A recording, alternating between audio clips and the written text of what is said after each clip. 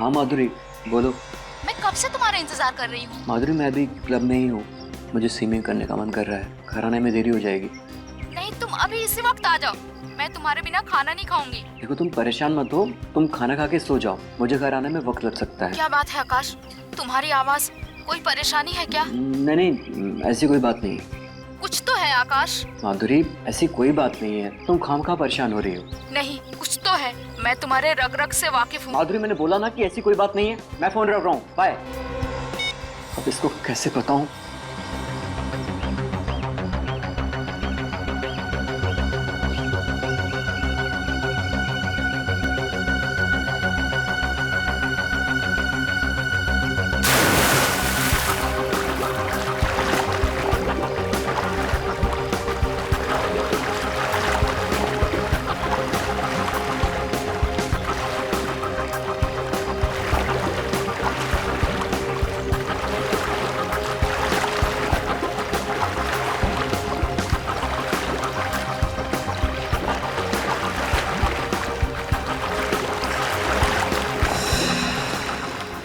क्या हो रहा है? मेरे हाथ पे काम क्यों नहीं करे? कोई है? बताओ मुझे। कोई है? बताओ मुझे।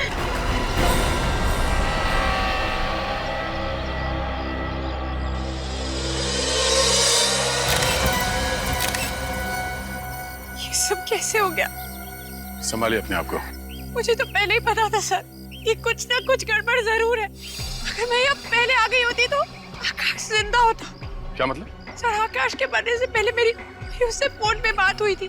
उसकी आवाज से लग रहा था जैसे वो किसी चीज को लेकर बहुत परेशान है। आकाश ने आपको बताया नहीं कि ये किस बात को लेकर परेशान था? नहीं सर, मैंने इनसे पूछने की बहुत कोशिश की, लेकिन इन्होंने मुझे कुछ नहीं बताया सर। और सर, सबसे अजीब बात तो ये है कि आकाश कोई मामूली स्विमर नहीं था, स्टेट लेवल का स्विमर था। क्या? स्टेट लेवल का स्विमर था ये? हाँ सर, उसने बहुत सारे मेडल्स भी जीते थे। सर, इसीलिए उनके आसपास कोई गार्ड नहीं था। तो सर फिर इस आकाश की मौत हुई कैसे? मैं भी वही सोच रहा हूँ। ये आकाश स्टेट लेवल का एक्सपर्ट स्विमर था, तो पानी में डूब के कैसे मर गया? पहले ये पता करना होगा कि इसकी परेशानी की वजह क्या थी।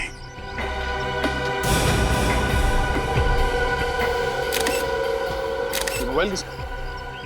ये तो आकाश का ही फोन है। निखिल सर, तो देखो, देखते हैं इसके मोबाइल से कुछ पता चलता है क्या।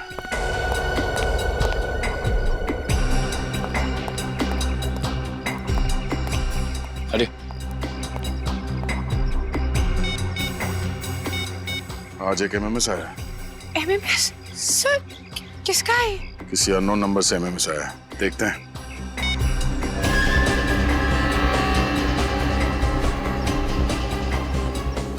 अरे सर, ये जो आदमी डूब रहा है ये आकाश ही है। हाँ सर, अगर आकाश की परेशानी की वजह ये एमएमएस है, तो जिस वक्त उसे ये एमएमएस मिला उस वक्त तो ये जिंदा था। फिर ये एमएमएस शूट कैसे हुआ होगा? ये चेहरा आकाश का दिख तो रहा है, और मुझे लगता है ये आकाश है नहीं। आकाश नहीं है? क्या मतलब? मतलब ये है कि ये धर किसी और का है और इस पे सर आकाश का चिपकाया गया है। ऐसा हो सकता है? बिल्कुल हो सकता है फ्रेडी। आजकल टेक्नोलॉजी की मदद से क्या क्या हो सकता है तुम सोच भी नहीं सकते। एक काम करो, पता करो ये नंबर किसका है। अच्छा, ये आकाश जब स्विमिंग पूल पर आया उसके बाद कोई यहाँ पर आया था? नहीं सर, कोई नहीं आया था। ठीक है।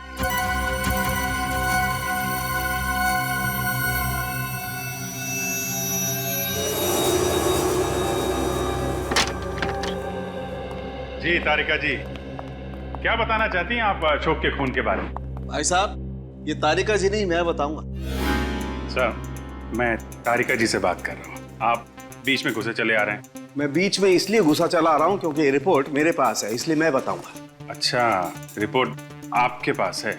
जी, अब बताइए, आपको रिपोर्ट से मतलब है या तारिका जी से मतलब है? मतलब तो तारिका जी से ही है, रिपोर्ट आप बता दीजिए। ठीक है, तारिका जी से पूछ। अरे सर, एक मिनट, आप तो गुस्सा हो गए सर। प्लीज रिपोर्ट बता दीजिए, एसीपी साहब इंतजार कर रहे हैं। इस आकाश के खून में एलएसडी मिला है। सर, वही एलएसडी जो एक ड्रग है। आश्रय, लाइसर्जिक एसिड डाइथाइलामाइड एक बहुत ही खतरनाक किस्म का ड्रग है, जिसे लेने से इंसान एक अलग ही काल्पनिक दुनिया में पहुंच जाता है। हैलुसिनेशंस होने लगते हैं उससे। न सिर्फ हैलुसिनेशन होता है, बल्कि उसका ब्लड प्रेशर भी बढ़ जाता है, उसका दिमाग सुन्न हो जाता है, वो रोजमर्रा की डेली रूटीन की चीजें भी ढंग से नहीं कर पाता है। उसे दरअसल समझ में नहीं आता है कि उसके आसपास हो क्या रहा है। मतलब ये ड्रग लेने के बाद अगर कोई स्विमिंग करने जाए, फिर चाहे वो कितना ही अच्छा स्विमर क्यों ना हो, डूब के मर जाएगा। एग्जैक्टली अभिजीत, इसीलिए ये आदमी डूब करके मर गया। इसके खून में हमें बहुत ज्यादा मात्रा में LSD मिला है।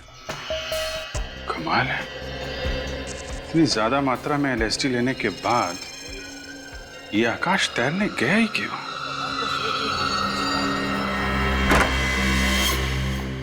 समझ में नहीं आ रहा है कि ये लोग नशे के चक्कर में फंस कैसे जाते हैं।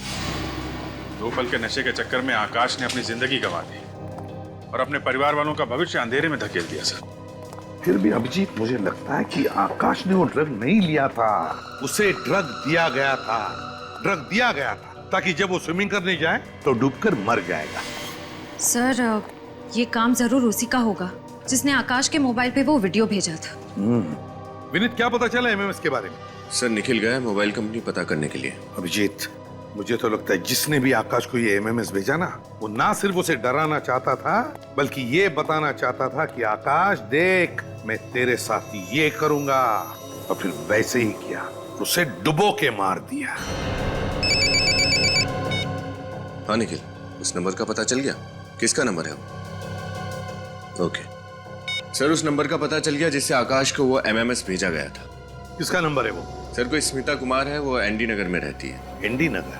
अभिजीत, तुम आकाश के घर जाओ और पता लगाओ कि किसने आकाश को ड्रग्स दिया और कैसे दिया।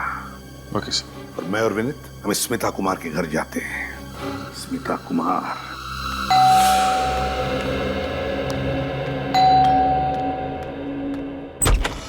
साहब, आप लोग?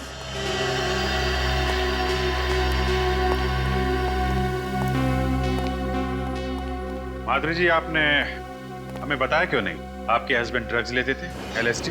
आकाश ड्रग्स लेते थे? आप तो ऐसे चौंक रही हैं जैसे आपको इसके बारे में कुछ पता ही नहीं। क्या कह रहे हैं सर? आकाश तो सिगरेट और शराब के नाम से भी नफरत करते थे, और आप लोग कह रहे हैं कि आकाश ड्रग्स लेते थे? सचिन, पंकज, चेक करो घर। देखिए सर, देखिए, हम सिर्फ वही कह रहे हैं जो हमें फॉरेंसिक रिपोर्ट ने बताया है। LSD वजह है आपके पति के पानी में डूब के मरने की, वरना इतने एक्सपर्ट स्विमर थे आपके हस्बैंड, बिना किसी वजह के स्विमिंग पूल में तो डूब नहीं सकते।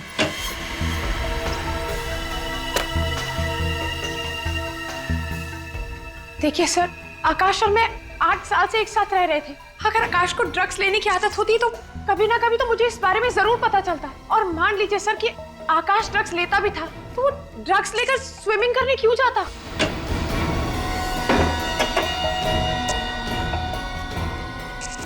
तो आप ये कहना चाहती हैं कि किसी और ने आकाश को ड्रग्स दी, शायद खाने पीने की चीजें मिला के, धोखे से? ऐसा हो सकता है सर, पर ऐसा कौन करेगा? जहाँ तक मुझे पता है सर, आकाश की किसी से भी कोई दुश्मनी नहीं थी।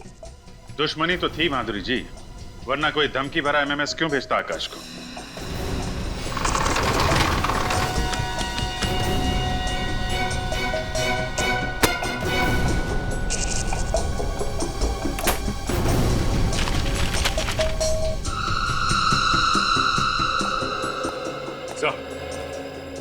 हाँ सच, ये देखिए सर, ये बाथरूम में कलोन की बोतल मिली है जिसमें कैप्सूल छुपा के रखे गए। ये देखिए, लगता है LSD है ये। इसका मतलब है कि आकाश चोरी छुपे ड्रग्स लेता था? आकाश के कॉलोन की बोतल में ड्रग्स, और इसके बारे में आपको कुछ भी पता नहीं है? आप मुझ पे शक कर रहे हैं? ये ड्रग कैसे आई? ये तो डॉक्टर सुरेश को पता होगा। डॉक्टर सुरेश? हाँ सर, आकाश को जब भी कोई प्रॉब्लम होती थी तो वो उन्हीं के पास जाता था। डॉक्टर सुरेश?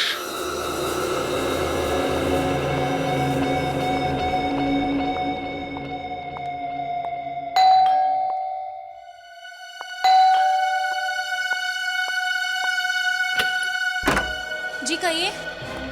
अरे देखिए, अगर आप इंश्योरेंस से आए तो मैं आपको बता दूं कि मैंने इंश्योरेंस करवा लिया है। आपने तो अपनी जान का इंश्योरेंस बनवा लिया। उन लोगों का क्या जिनकी जान ली थी, उनके इंश्योरेंस का क्या? ये क्या बकवास कर रहे हैं आप? बकवास नहीं कर रहे हैं, पूछताछ कर रहे हैं। हम लोग CID से। CID? जी हाँ, CID।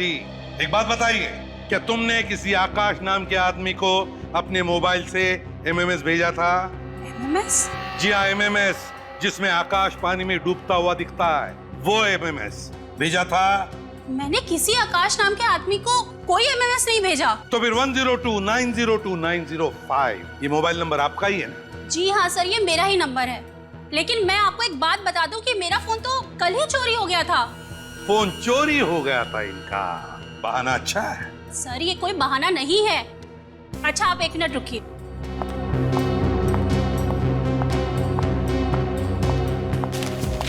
ये देखिए सर, मैंने अपने फोन के चोरी होने की रिपोर्ट भी लिखवाई थी। कहाँ चोरी हुआ था आपका मोबाइल? सर आकांक्षा मॉल के पार्किंग लॉट से। अगर आपका फोन चोरी हो गया था तो आपने मोबाइल कंपनी से कहकर अपना सिम ब्लॉक क्यों नहीं करवाया? मैंने उनको सिम ब्लॉक करने के लिए बोला था, लेकिन पता नहीं उन्हें इतना टाइम क्यों लगा। पता नहीं इतना टाइम क्यों लग गया, क्या करेगी बेचारी। खैर जरा बताइए, आपका ये मोबाइल चोरी हुआ कैसे, जरा हम भी तो सुने। सर मैं आकांक्षा मॉल के पार्किंग लॉट में फोन पर बात कर रही थी, तभी एक आदमी अचानक पीछे से बाइक पर आया और मेरा फोन चोरी करके भाग गया। अचानक मोटरसाइकिल पर आया और उसने आपका फोन छीन लिया और भाग गया। तो फिर आपको कुछ ना कुछ तो याद होगा ही, उस आदमी का चेहरा या फिर मोटरसाइकिल का नंबर या फिर किस तरह की मोटरसाइकिल थी या फिर कोई खास बात, कुछ तो याद होगा। सर हाँ? मुझे सिर्फ इतना याद है कि वो एक लाल रंग की स्नोडेन बाइक पर था और उसकी बाइक की टंकी पर एक जलती हुई खोपड़ी का स्टिकर लगा हुआ था। आकांक्षा मॉल का पार्किंग लॉट, लाल रंग की स्नोडिल बाइक और उसकी टंकी पर जलते हुए खोपड़ी का स्टिकर। डॉक्टर सुरेश। जी हाँ, कहिए। हम लोग सीआईडी से हैं। लेकिन सीआईडी वालों का हमारे क्लिनिक में क्या काम? आकाश आपका ही पेशेंट था? आकाश वो स्विमर? जी हाँ, वो स्विमर, उसकी मौत हो गई। आकाश की मौत हो गई? मगर कैसे? पानी में डूबने से। अगर आकाश तो बहुत अच्छा स्विमर था और उसको बहुत सारे स्विमिंग के मेडल मिले हुए थे, भला उसकी पानी में डूबने से कैसे मौत हो सकती है? वो इसलिए कि जब वो पानी में डूब रहा था तो एलएसडी नशे की चपेट में था। आकाश और नशा? मुझे तो यकीन ही नहीं हो रहा। अगर आकाश नशा कर रहा होता तो हमें उसके routine test, urine test, blood test में पता लग गया होता। आकाश ने कभी भी किसी प्रकार का कोई नशा नहीं किया है। अच्छा, आकाश के घर से हमें ये कैप्सूल मिले। ये कैप्सूल तो मैंने ही उसे दिए थे। आपने? तो ये कैप्सूल एलएसडी के नहीं है? लेकिन एक मिनट, ये बिल्कुल वैसे ही कैप्सूल हैं जो मैंने आकाश को दिए थे। मतलब ये एलएसडी के कैप्सूल है? ये एलएसडी का कैप्सूल है। मगर आपने किस लिए कैप्सूल दिए थे आकाश को? क्या बीमारी थी उसे? आकाश को बाइपोलर डिसऑर्डर था। बाइपोलर डिसऑर्डर था उसे? जी, आप लोगों को तो मालूम होगा, इस बीमारी में मरीजों को बहुत सारे मूड स्विंग होते हैं। मूड स्विंग्स मतलब वो अचानक से हंसने लग जाते हैं और फिर अचानक से रोने लग जाते हैं? हाँ, कुछ ऐसा ही। जब वो उदास होते हैं तो डिप्रेशन में चले जाते हैं और जब खुश होते हैं तो इतना खुश हो जाते हैं कि खुशी से फूले नहीं समाते। इसीलिए आकाश के मूड को काबू में रखने के लिए हमने वो वाले मूड स्टेबलाइजर के कैप्सूल दिए थे। और किसी ने उन कैप्सूल्स की जगह ये एलएसडी वाले कैप्सूल्स रख दिए। और ये काम आकाश के कोई करीबी ही कर सकता है, और उसके सबसे करीब उसकी बीवी माधुरी है।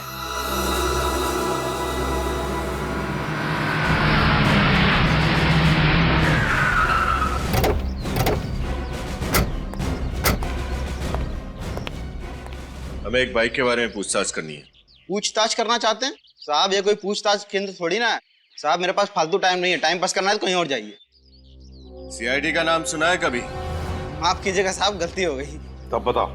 कल दोपहर को 1 बजे एक आदमी आया था बाइक पर, उसने एक औरत का मोबाइल चुराया और फिर भाग गया। वो कुछ याद आता है? लाल कलर की स्नोडेल बाइक थी और उसकी टंकी पर एक स्टिकर लगा हुआ था जली हुई खोपड़ी का। हाँ साहब, याद आया साहब। मैंने मेम साहब के साथ उस बाइक वाले का पीछा करने की कोशिश की थी, लेकिन साहब वो भाग निकला। उस आदमी का चेहरा देखा तुमने? कुछ याद है उसके बारे में? साहब उसने हेलमेट पहन रखी थी, इसलिए मैं चेहरा नहीं देख पाया। उसे गाड़ी का नंबर तो नोट करके रखा होगा? हाँ साहब, नंबर है। बताओ जल्दी। कल दोपहर को 1 बजे।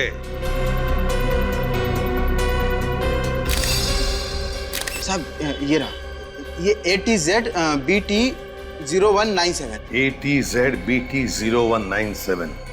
आरटीओ को फोन करो, उनसे कहो कि यहाँ पर भी एक बाइक दिखे या मिले तो तुरंत हमें इन्फॉर्म करने के लिए। सर आप पहले भी तो घर की तलाशी ले चुके हैं, दोबारा क्यों लेनी है तलाशी? माधुरी जी, आपको मालूम था कि आकाश को बाइपोलर डिसऑर्डर की बीमारी थी? आकाश को बाइपोलर डिसऑर्डर था। जी हाँ, डॉक्टर सुरेश ने हमें सब कुछ बता दिया है। मगर सर, अगर आकाश को बाइपोलर डिसऑर्डर था तो उसने मुझे बताया क्यों नहीं, छुपाया क्यों मुझसे? पीछे ही चिपका रहेगा क्या? जरा वहां जा। ताज्जुब तो हमें भी हो रहा है कि आपको ये बात पता कैसे नहीं है। कोई पति अपनी पत्नी को इतनी बड़ी बीमारी की बात क्यों नहीं बताएगा? ऐसा कैसे हो सकता है कि आपको इस बीमारी के बारे में कुछ भी नहीं मालूम? सब मेरी तो कुछ भी समझ में नहीं आ रहा है। सब आप लोगों को अभी भी ऐसा लग रहा है कि ये सब कुछ मैंने किया है? सब एक काम कर, बाहर जा, मिले चाय बना के ला और साथ में बिस्किट लेके आ, भूख लग रही है मेरे को। देखिए माधुरी जी, आकाश अपनी कॉलोन की बोतल में बाइपोलर डिसऑर्डर की दवाई रखता था। वो दवाई किसी ने बदल के उसमें LSD के कैप्सूल रख दिए, जिससे उसकी मौत हो गई। और दवाई बदलने का काम कोई पास वाला आदमी कर सकता है। क्या कह रहे हैं सर? मैं ठीक कह रहा हूँ। आजा, घुस जा इसमें, घुस जा इसके अंदर, पीछे।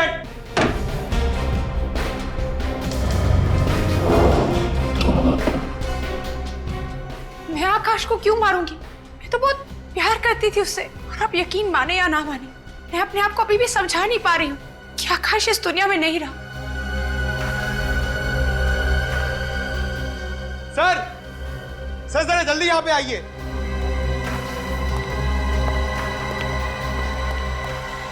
हाँ पंकज। सर ये देखिए, इस घड़ी के ऊपर एक कैमरा छुपा के रखा हुआ है।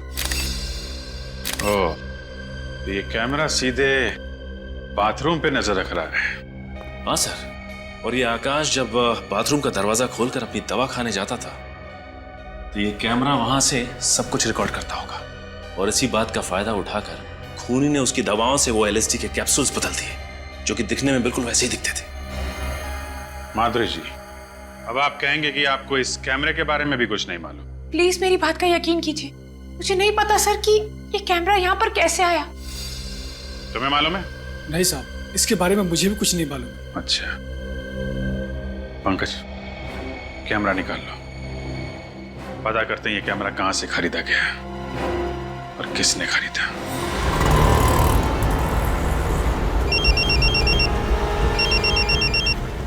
हेलो निशान, बाइक मिल गई? कहाँ पर? त्रिपोलिया बाजार। ठीक है, हम अभी आते हैं। अच्छा, लेकिन हम तुम्हें पहचानेंगे कैसे? पिस्ता कलर का शर्ट पहना है तुमने और डार्क पैंट। ओके विनीत, गाड़ी घुमा लो आप।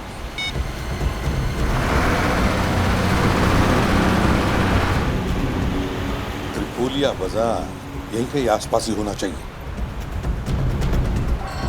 सर, यही है त्रिपोलिया बाजार। नजर रखना जरा, पिस्ता कलर का शर्ट पहना हुआ है उस निशान पर। कहीं वो तो नहीं? वो देखो, आगे जाके यूटर्न मार लो।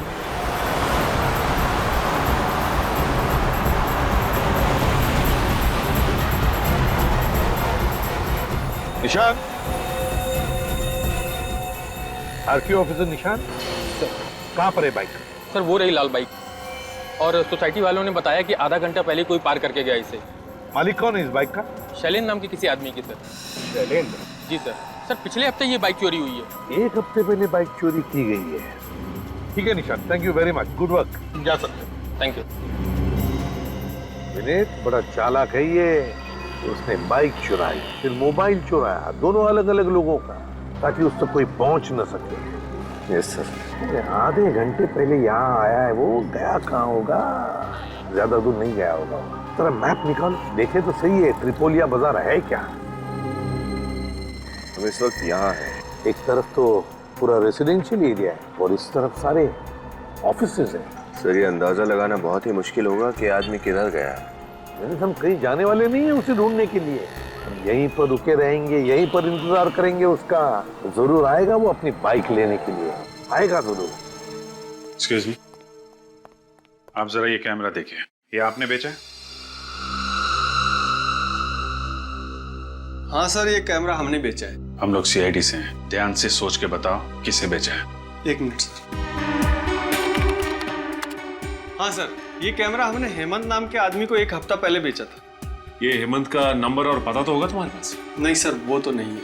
आप सिक्योरिटी सिस्टम बेचते हैं और आपके पास उस इंसान का कोई रिकॉर्ड नहीं है? वो सर वो। अच्छा ये बताओ, उसने पैसे कैसे दिए थे? क्रेडिट कार्ड से या फिर कैश? सर पेमेंट तो उन्होंने कैश से ही दिया था। कैश दिखने में कैसा था?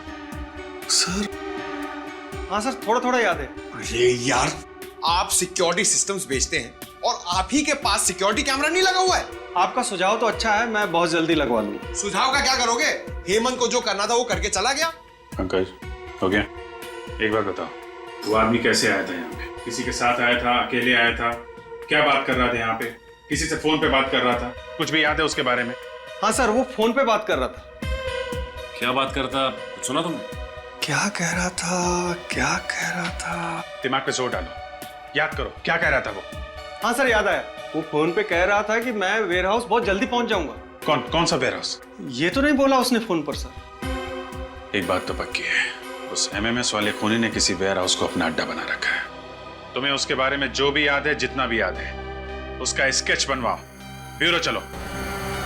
सर अगर ये बाइक लेने वापस ही नहीं आया तो? चोरी की बाइक है, हो सकता है छोड़ के भाग गया हो।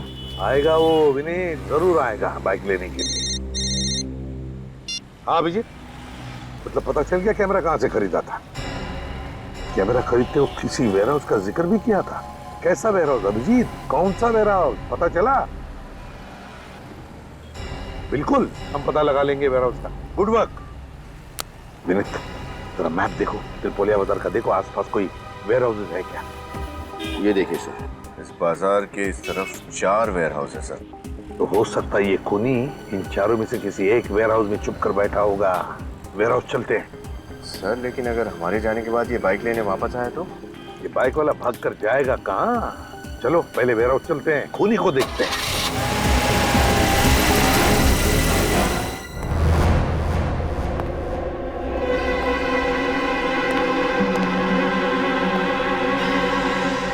पहले 3 वेयर हाउसेस में तो कोई गड़बड़ नहीं थी। पता नहीं क्यों मुझे ऐसे लगता है कि खूनी इसी वेयर हाउस में मिलेगा। चौकन्ना रहना।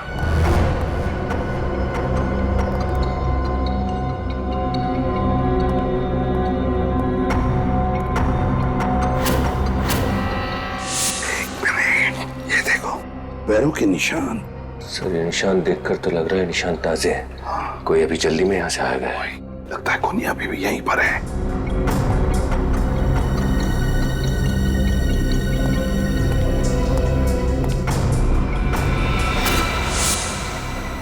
लैपटॉप, और फिर यहाँ पर कोई भी नहीं। ये भाग तो नहीं गया। लैपटॉप खोलो और देखो, देखो क्या है लैपटॉप पर।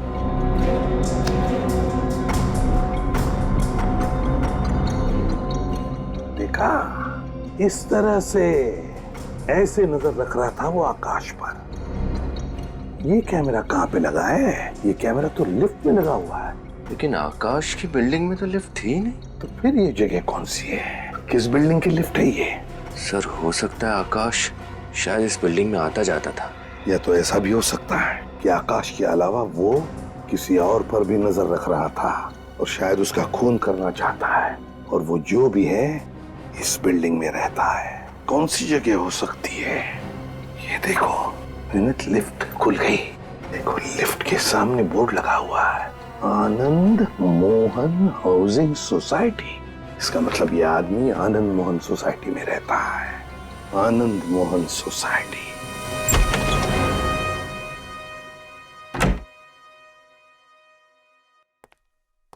हाय। हाय।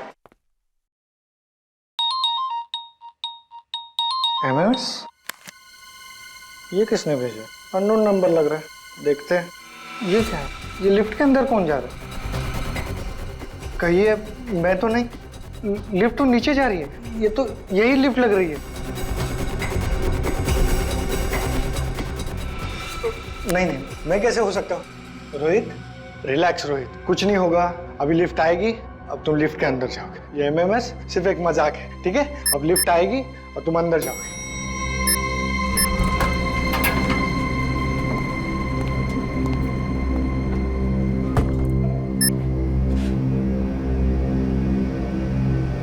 मैं तो खामखा डर रहा था, कुछ नहीं हुआ। ये क्या हो रहा है? बचाओ! ये तो वैसे हो रहा है जैसे कुछ एमएमएस को दिखा था। बचाओ! कोई है? कोई है? लिफ्ट चला! बचाओ! कोई है? लिफ्ट चला!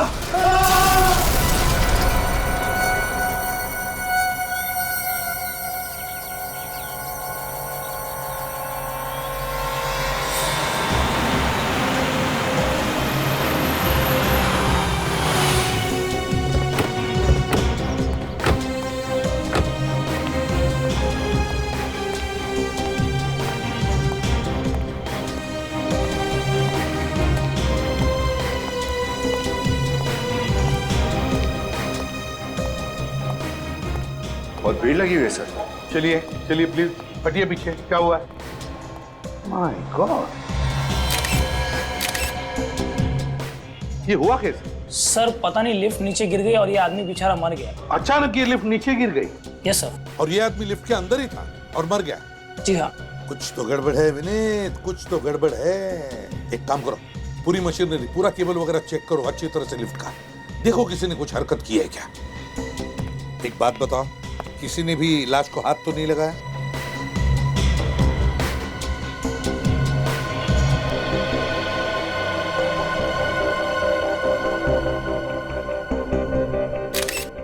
तो रोहित कुमार,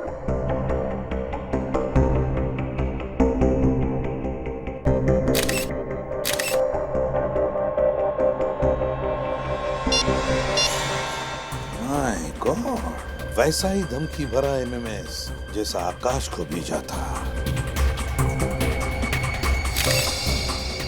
क्या मेरा ये रोहित कुमार इसी बिल्डिंग में रहते हैं? सर 1203 12वें महले पे। इसी बिल्डिंग में? जी साहब। अच्छा एक बात बताओ, तुमने किसी अनजान आदमी को यहाँ पर आते जाते देखा?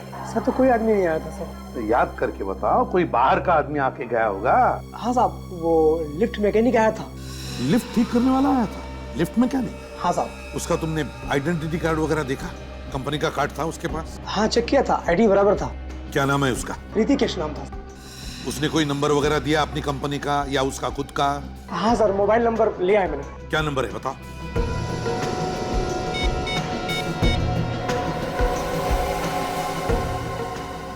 डैम इट, फोन उठा नहीं रहा है, जरूर गलत नंबर दिया होगा। सर। हाँ सर, ये लिफ्ट अपने आप नीचे नहीं गिरी, इसके साथ छेड़खानी हुई है। यही शक था मुझे, लिफ्ट मैकेनिक बनकर आया था।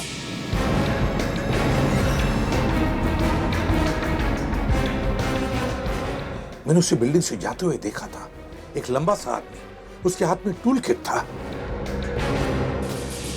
उसने सारा किया, ये सब उसी ने किया है, ये देखो। और उसने वो धमकी भरा एमएमएस भी भेजा है रोहित को, जैसे उसने आकाश को भेजा था।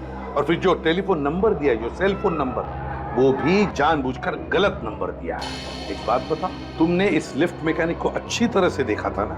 जी साहब। उसका चेहरा तुम्हें अच्छी तरह से याद है? अच्छी तरह से? हाँ साहब। तो क्या तुम उसका चेहरा बनाने में, उसका स्केच बनाने में हमारी मदद करोगे? हाँ साहब। गुड।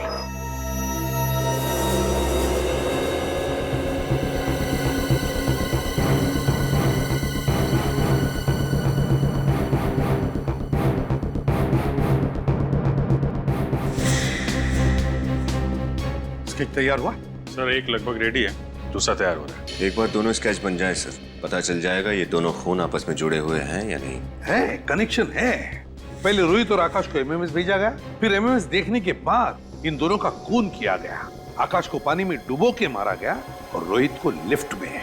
दोनों के खून में कोई ना कोई संबंध जरूर है। रोहित और आकाश के बारे में पता लगाना चाहिए। सर श्रेया लगी हुई है, बस डिटेल्स लेके आने वाली है। सर। हाँ। दोनों स्केच तैयार हो गए सर। सर ये स्केच इन्होंने बनवाए और ये स्केच इन्होंने बनवाए। अभिजीत, क्या लगता है तुम्हें इन स्केचेस को देखकर?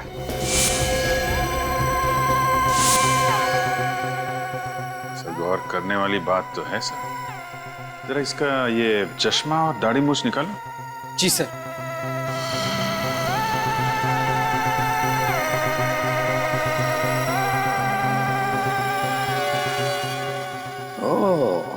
तो ये बात है, ये दो अलग अलग आदमी नहीं बल्कि एक ही आदमी है, और इसी आदमी ने वो दो खून किए हैं।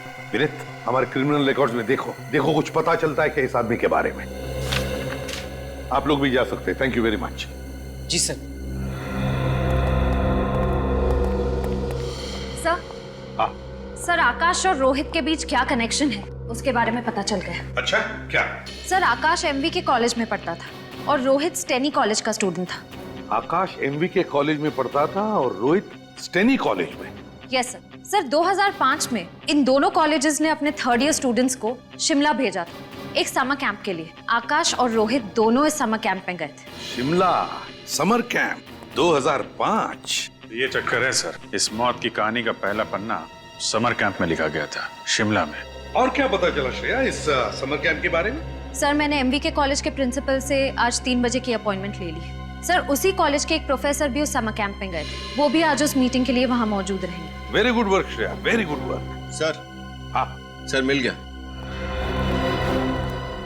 सर इसका नाम राजा है, पहले भी बहुत सारे जुर्म किए हैं इसने और कई बार जेल भी जा चुका है। राजा, पता लगाना पड़ेगा इस राजा का महल कहां पर बना है, और फिर MVK कॉलेज से भी पता चल जाएगा क्या हुआ था उस समर कैंप में। नमस्ते सर। आइए आइए, मैं आप लोगों का इंतजार कर रहा था। और ये है यहाँ के प्रोफेसर जिसे आप मिलना चाहते हो। नमस्ते सर। नमस्ते। तो आप ही इन बच्चों को 2005 में शिमला के समर कैंप लेके गए थे? जी। ओके। प्रोफेसर साहब जरा ये फोटो देखिए, इन दोनों को पहचानते हैं आप? हाँ, इसे मैं अच्छी तरह से पहचानता हूँ। ये आकाश है और ये शायद रोहित। अरे वाह, आपकी याददाश्त तो काफी अच्छी है। 8 साल बाद भी आप इनको इनके नाम से पहचानते? दरअसल मुझे सबके नाम तो अच्छी तरह से याद नहीं है, मगर इन चारों के नाम मुझे अच्छी तरह से याद है। 4? कि हमने तो आपको 2 ही फोटोग्राफ दिखाए। इन दोनों के साथ में 2 लड़के और थे उस शिमला वाले समर कैंप में। क्या नाम था उसका? यस, विशाल और अमन। विशाल और अमन? हाँ, अमन उस समर कैंप में ड्रग्स का इस्तेमाल करते हुए पकड़ा गया था। अमन ड्रग्स लेता था? और पकड़े जाने पर उसने आकाश, विशाल और रोहित पे इल्जाम लगा दिया कि वो तीनों उसे फंसा रहे हैं। अच्छा, फिर क्या हुआ? फिर कुछ नहीं। अमन के इल्जाम झूठे साबित हुए और उसके कॉलेज वालों ने उसे निकाल दिया। हाँ, ये चक्कर है। लगता है ये अमन 8 साल के बाद नींद से जागा है बदला लेने के लिए, और इस राजा के साथ मिलके ये सब खून कर रहा है। प्रिंसिपल साहब, ये रोहित और अमन का एड्रेस मिल सकता है ना? हाँ जरूर इंस्पेक्टर साहब, मैं इन दोनों का कॉलेज से पता करके आपको बताता हूँ। प्लीज जरा जल्दी कीजिएगा, किसी की जिंदगी और मौत का सवाल है।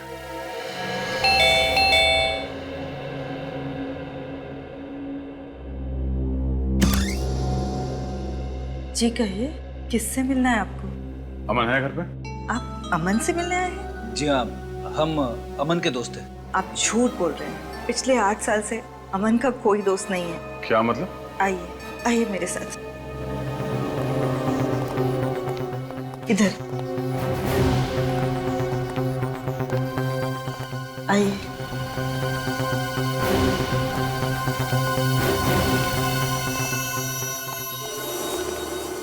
ये है अमन।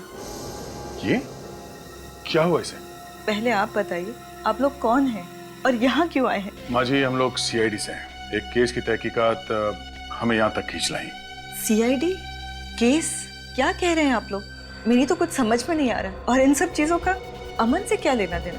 8 साल पहले अमन जिस समर कैंप में शिमला गया था, उसी समर कैंप में आकाश और रोहित नाम के 2 स्टूडेंट्स थे।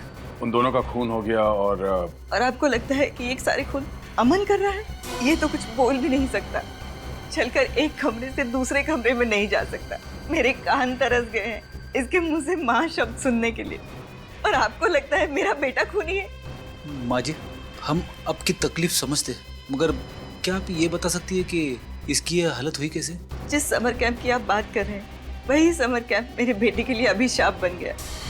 ड्रग्स का झूठा इल्जाम लगाकर इसे कॉलेज से निकाल दिया गया। फिर किसी दूसरी कॉलेज ने दोबारा इसे लिया नहीं। मेरे बेटे का उज्जवल भविष्य अंधकार में खो गया। तब से इसकी ये हालत है। क्या अमन ने कभी आपको बताया कि ये ड्रग्स का झूठा इल्जाम इस पे किसने लगाया था? नहीं, एक चुप्पी साध ली थी इसने, कभी न खत्म होने वाली खामोशी।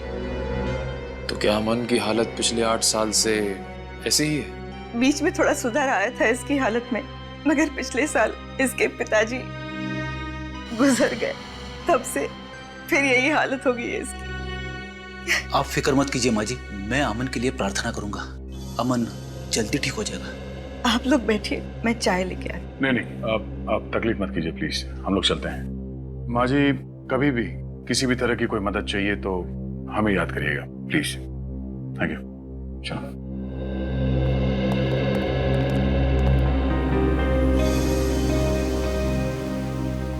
सर, अमन इस हालत में है ही नहीं कि वो किसी का खून कर सके।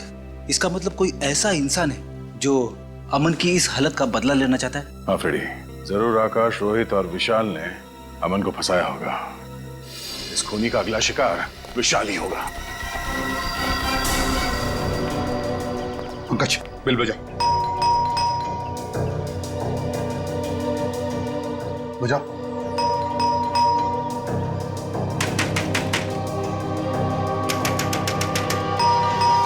विशाल सर, ये दरवाजा खोल क्यों नहीं रहा है? कहीं कुछ हो तो नहीं गया? गैस की बदबू आ रही है। मास्क पहन लो, मास्क पहन लो। विनीत। Yes sir. मस्जिद से दरवाजा खोलो। पंकज, पंकज देखो गैस कहां से आ रही। बंद करो।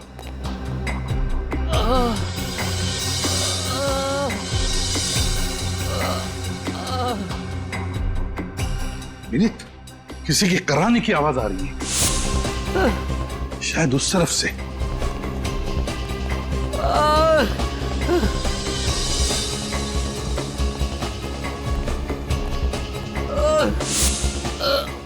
My God.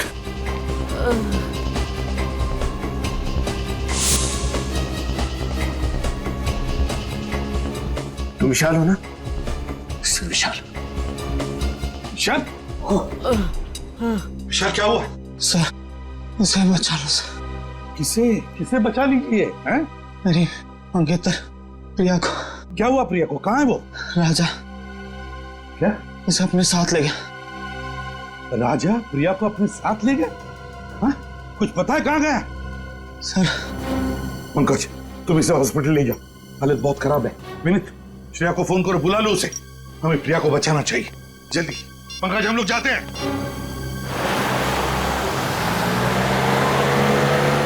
वो देखो, वहां कोई है।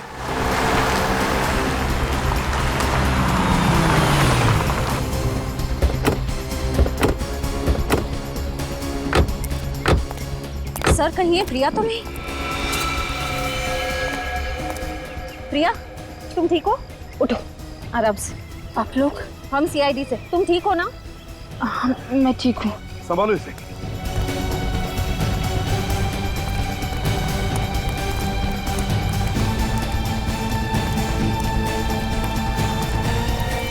देखो देखो, जिंदा है क्या? सर ये तो राजा है। राजा? ये तो मर चुका है सर। समझ में नहीं आता। गाड़ी यहाँ पर क्रैश हुई है, राजा यहाँ मरा पड़ा है, वो प्रिया वहां पर है। ये सब हुआ कैसे होगा? पता नहीं क्यों मुझे लगता है सारा सच सामने नहीं आ रहा है। कुछ तो गड़बड़ है। गाड़ी को चेक करते हैं अच्छी तरह। देखो जरा। उठ सकोगी? हाँ, संभल के। देखो कुछ गाड़ी में प्रॉब्लम है क्या, अच्छी तरह से देखो। रुको, मैं पानी लेकर आती हूँ। हाँ?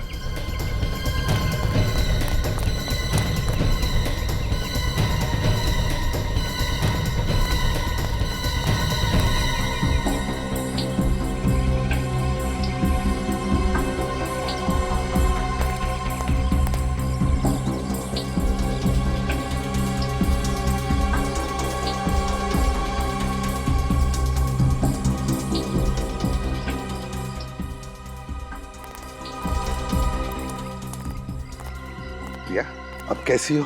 मैं बिल्कुल ठीक हूँ सर। आप लोगों ने मेरी जान बचाई, इसका एहसान मैं जिंदगी भर नहीं भूल पाऊंगी। अरे नहीं, लेकिन ये सब हुआ कैसे? हाँ, मैं और विशाल घर पर टीवी देख रहे थे, तभी अचानक घंटी बजी। मैंने दरवाजा खोला तो ये जबरदस्ती घर के अंदर घुस आया। विशाल को मारने लगा, कहने लगा कि कोई पुराना कर्म है जिसकी सजा इसे चुकानी ही होगी। फिर क्या हुआ?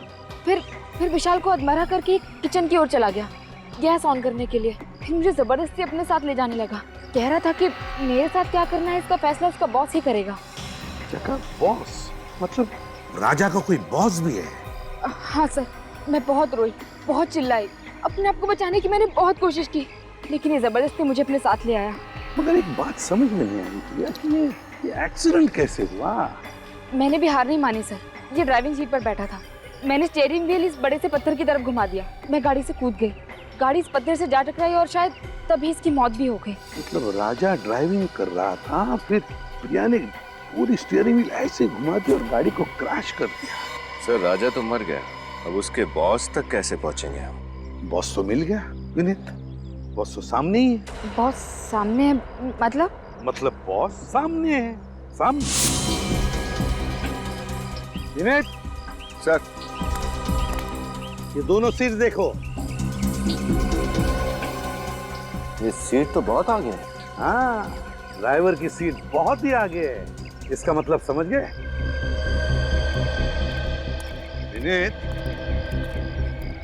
ये राजा कम से कम 6.25 फीट का आदमी है। क्या वो ड्राइविंग सीट इतनी आगे लेकर वो ड्राइविंग सीट पे बैठ सकता है? ड्राइविंग कर सकता है? ये बात तो है सर। समझ गए? समझ गया सर। आप लोग मुझ पर इल्जाम लगा रहे हैं। मैं भला विशाल पर हमला क्यों करवाऊंगी? बताता हूँ। राजा से आकाश और रोहित का खून करवाया, मगर विशाल बच गया। और अब तुमने राजा को ही मार डाला ताकि तुम तक कोई भी पहुंच ना सके। समझे? रुक! कहाँ भाग रही हो? सबको एमएमएस भेजने का बड़ा शौक है ना तुम्हें? ये रहा तुम्हारा इनाम।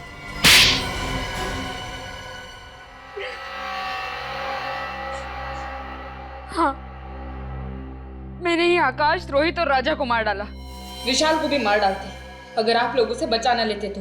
बहुत अफसोस हो रहा होगा, है ना, कि चौथा खून कर नहीं पाई। क्यों? विशाल को मार डालती तो मेरा बदला पूरा हो जाता। कैसा बदला? अमन का बदला। बहुत प्यार करती थी मैं अमन से। कितने सुहाने सपने देखे थे हमने हमारे भविष्य को लेकर, लेकिन उन तीनों ने अमन की क्या हालत कर दी। आज मेरा मन अपनी प्रिया को पहचानता तक नहीं है। अमन की इस हालत के लिए वो तीन जिम्मेदार कैसे? 8 साल पहले शिमला के समर कैंप में उन तीनों ने जबरदस्ती अमन को शराब पिलाई। उस बेचारी को तो पता तक नहीं था कि उस शराब में ड्रग्स मिला रखी थी। उस ड्रग्स की मात्रा इतनी ज्यादा थी कि हमें तभी अमन को हॉस्पिटल लेकर जाना पड़ा। पूरे कॉलेज में अमन की बदनामी हुई कि अमन ड्रग्स लेता है।